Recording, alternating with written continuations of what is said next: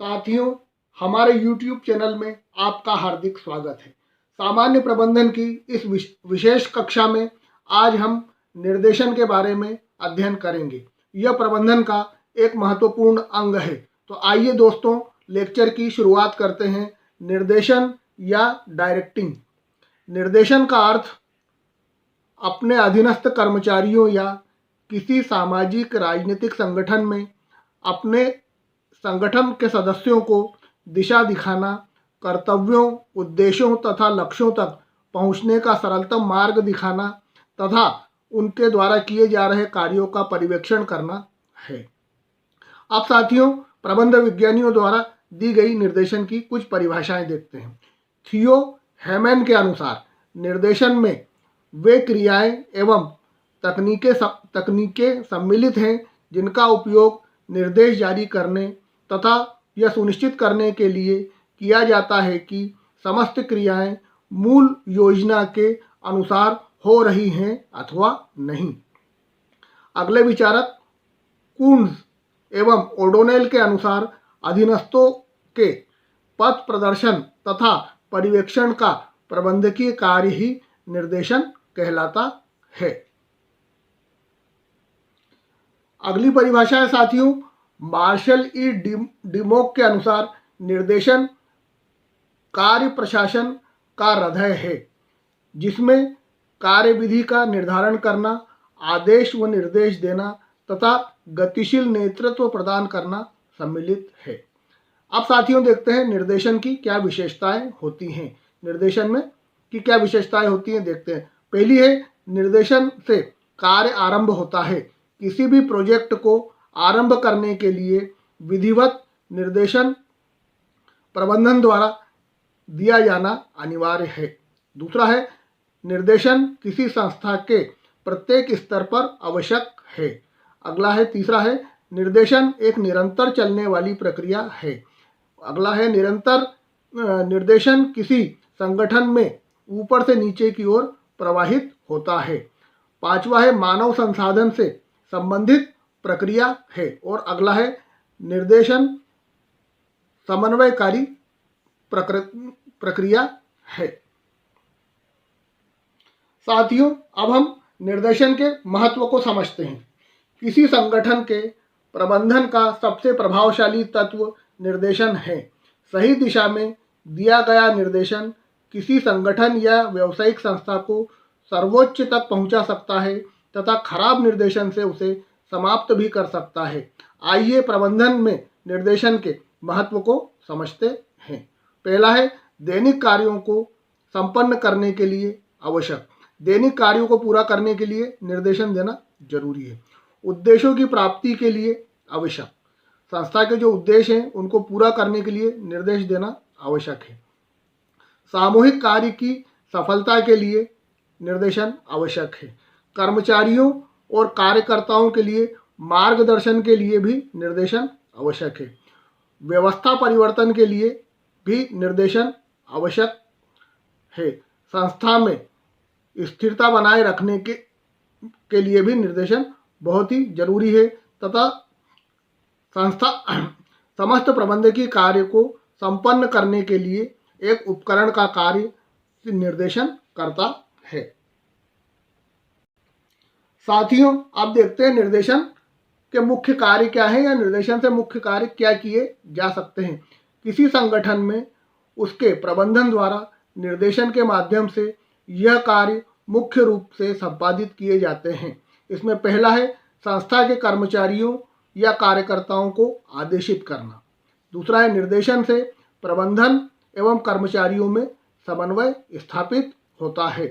फिर तीसरा है, कर्मचारियों का मार्गदर्शन एवं प्रशिक्षण। चौथा है, निर्देशन द्वारा संप्रेषण को प्रभावी बनाया जाता है और अधीनस्थों के कार्य का मूल्यांकन भी निर्देशन द्वारा किया जाता है। तथा छठा है, कर्मचारियों की योग्यता का परीक्षण भी निर्देशन के द्वारा किया जा सकता। साथियों, अब हम देखते हैं निर्देशन के तत्व या किन किन चीज़ों से मिलकर निर्देशन बना होता है या निर्देशन में कौन कौन सी चीज़ें शामिल होती हैं या किसी प्रबंधन द्वारा अच्छा निर्देशन देने के लिए किन किन टूल्स एंड टेक्निक्स का उपयोग किया जाता है, आइए इसको समझते हैं। निर्देशन एक वैज्ञानिक विधि है तथा इसका उपयोग करना एक कला है। आइए समझते हैं निर्देशन करने के लिए किन किन उपकरणों का उपयोग किया जाता है। ये निर्देशन के तत्व हैं या निर्देशन के कारक हैं। इसमें सबसे पहला है परिवेक्षण। सामान्यतः परिवेक्षण का अर्थ किसी कार्य की निगरानी करना है। निरंतर यह देखते रहना कि कार्य संस्था के उद्देश्यों के अनुसार हो रहा है अथवा नहीं, यह परिवेक्षण कहलाता है। आइए कुछ प्रबंध शास्त्रियों द्वारा दी गई अहम प्रबंधन की परिभाषाएं देखते हैं। अमेरिकी अधिनियम के अनुसार परिवेक्षण वह व्यक्ति है जिन्हें कर्मचारियों का चुनाव करने, निकालने, अनुशासन, पारिश्रमिक और इससे संबंधित कार्यों के बारे में स्वतंत्र निर्णय लेने का अधिकार है। पर्यवेक्षक जो होता है साथियों, वो जो पर्यवेक्षण करता है। तो अमेरिकी अधिनियम के अनुसार ये परिभाषा हुई जो मैंने अभी आपको बताई कि अमेरिकी अधिनियम के अनुसार पर्यवेक्षण करने वाला पर्यवेक्षक वह व्यक्ति है जिन्हें कर्मचारियों का चुनाव करने, उसे निकालने, अनुशासन बनाए रखने, पारिश्रमिक तय करने और इससे संबंधित कार्यों के बारे में स्वतंत्र रूप से निर्णय लेने का अधिकार होता है। अगले प्रबंध शास्त्री है वाइलर्स के अनुसार पर्यवेक्षण का अभिप्राय अधीनस्थों की कार्य प्रणाली का प्रत्यक्ष एवं तुरंत मार्गदर्शन एवं नियंत्रण करना है। यह हुआ साथियों पहला भाग जो पर्यवेक्षण कहलाता है। ये था निर्देशन का पहला भाग या पहला उपकरण या पहला तत्व। अब अगला है अभिप्रेरणा। अभिप्रेरणा से अभिप्राय ऐसी मानवीय भावना से है जो किसी व्यक्ति को कोई कार्य करने के लिए प्रेरित करती है अथवा नहीं करने के लिए प्रेरित करती है। अब इसकी परिभाषाएं देख लेते हैं दोस्तों। मैकफेरलैंड के अनुसार अभिप्रेरणा की भावना मूलतः मनोवैज्ञानिक है। इसका संबंध किसी कर्मचारी अथवा अधीनस्थ में कार्य कर रही उन शक्तियों से है जो किसी कार्य को विधिवत रूप से करने अथवा न करने के लिए प्रेरित करती है। रॉबर्ट के अनुसार अभिप्रेरणा ऐसी शक्ति है जो किसी व्यक्ति को कोई कार्य करने हेतु प्रेरित करती है। साथियों, एक और विचारक डेल एंड बीच के अनुसार अभिप्रेरणा किसी लक्ष्य या पुरस्कार प्राप्त करने हेतु क्षमताओं के उपयोग की उत्सुकता है।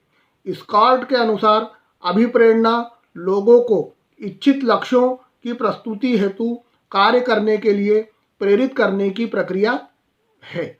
इसके बाद साथियों देखते हैं नेतृत्व। अगला तत्व है निर्देशन का नेतृत्व। नेतृत्व को समझते हैं। किसी व्यक्ति विशेष के उस विशिष्ट गुण को जिसके द्वारा वह अन्य व्यक्तियों को मार्गदर्शित करता है तथा उनके अधीनस्थों, कर्मचारियों या कार्यकर्ताओं का उसमें अटूट विश्वास होता है, वह नेतृत्व कहलाता है।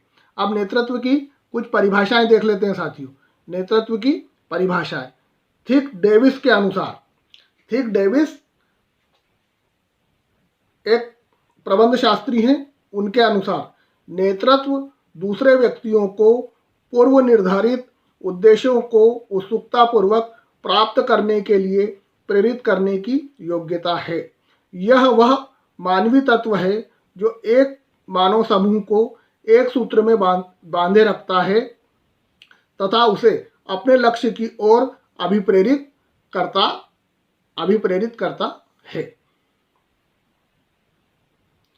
अगले विचारक हैं साथियों हेराल्ड कुंट्ज एंड हिज बहराइच के अनुसार नेतृत्व व्यक्तियों को प्रभावित करने की कला है अथवा प्रक्रिया है।